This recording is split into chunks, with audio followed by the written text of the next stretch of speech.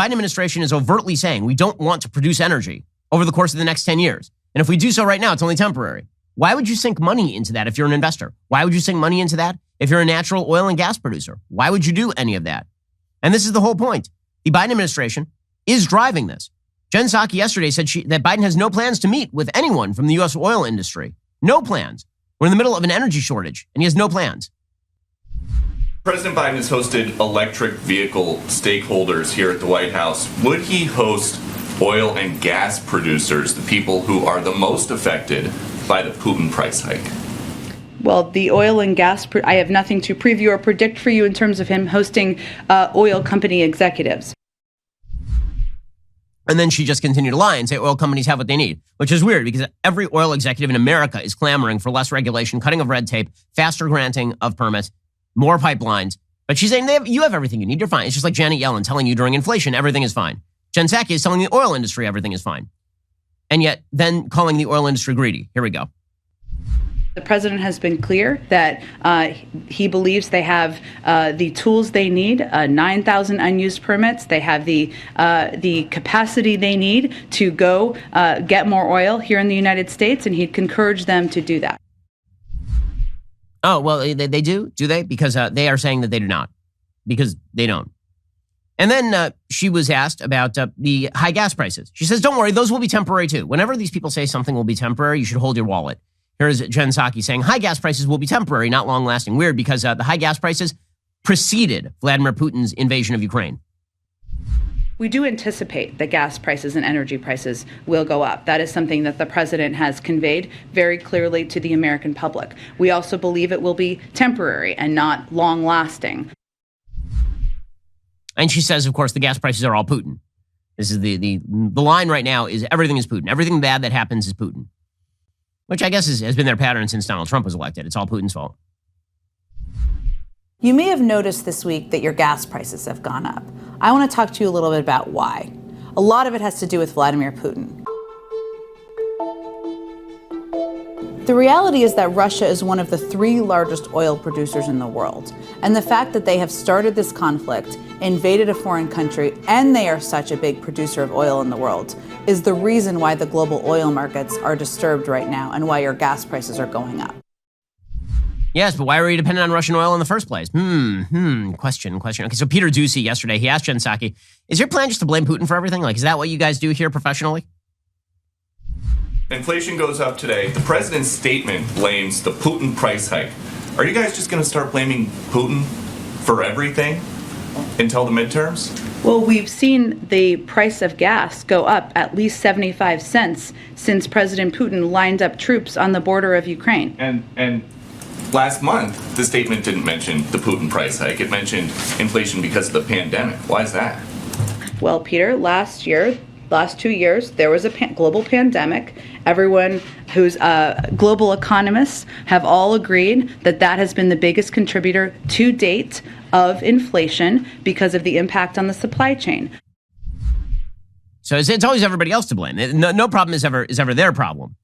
CNN's MJ Lee even was pressing Psaki on Biden saying, well, you guys keep saying that you're doing everything you can, but then you also say you can't do anything. The president said yesterday, I'm going to do everything I can to minimize Putin's price hike here at home. And then hours later, as he was getting off Air Force One, he said, I can't do much about that right now. Can't do much right now, was the exact words from the president. For anyone that might have been confused seeing the 2 statements from the president within a couple of hours, what would be your explanation? Does the president believe there is action that he can take to address gas prices, or does he believe there's not much that can be done? Well, I would say that the short gaggles when the president is getting off the plane and getting into a car are not always super comprehensive.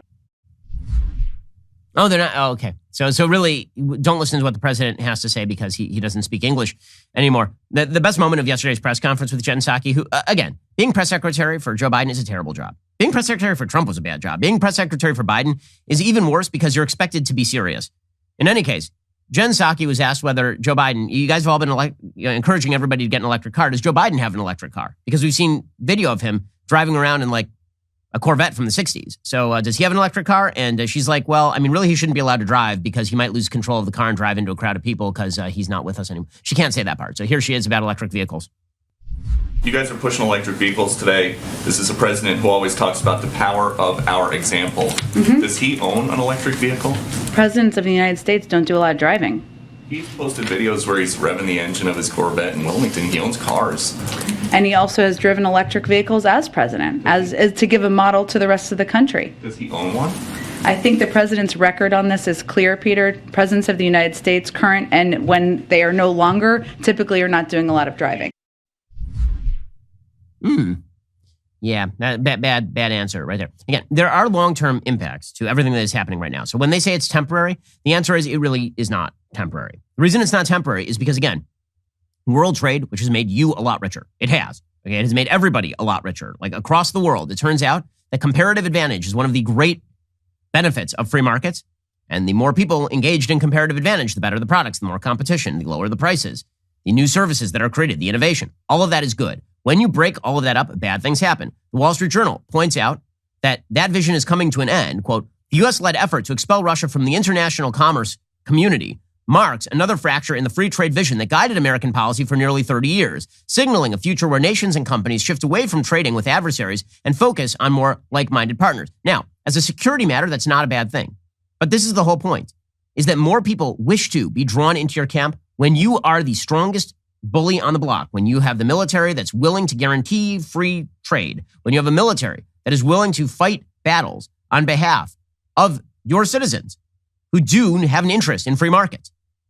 When you're willing to do that, it turns out that people get better stuff. When you're not willing to do that, it turns out that people form their own spheres of influence.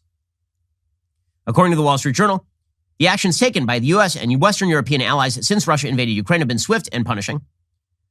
The West has also moved to oust Russian banks from international financial networks, while a bipartisan coalition of U.S. lawmakers has introduced legislation calling on the U.S. to press for Russia's suspension from the WTO. Jennifer Hillman, trade lawyer, former jurist on the WTO's trade court, says the trading system as we've known it, with the World Trade Organization at its core, with a basic set of rules everyone traded under, is coming apart.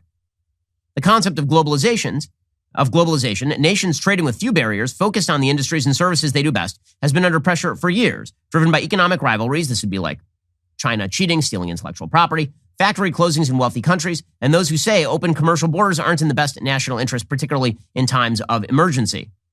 Okay, but here is the problem. America's post-Cold War dominance of the globe allowed for a lot of great stuff to be created. And when that dominance wanes, what you end up with is competition. And when you end up with open military competition and people attempting to essentially create spheres of autarky in which they trade just with their friends, life gets worse for all those people. Now, you may need to do that on a security level, but the problem is, why do you need to do that on a security level? Do you need to do that on a security level because that threat was going to eventuate anyway? Or do you need to do that on a security level because your own stupid and feckless policy gave credence to places like China, gave credence to places like Russia, and then when you cut it off, it's extremely painful. In other words, things are about to get more expensive for the long term. This is not a temporary problem. This is now part of the permanent.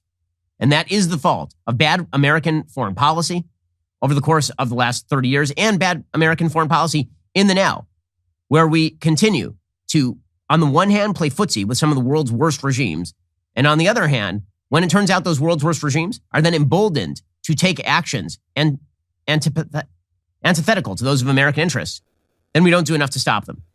American strength is the solution to a lot of problems. And when it is not demonstrated, things get a lot worse on pretty much every front.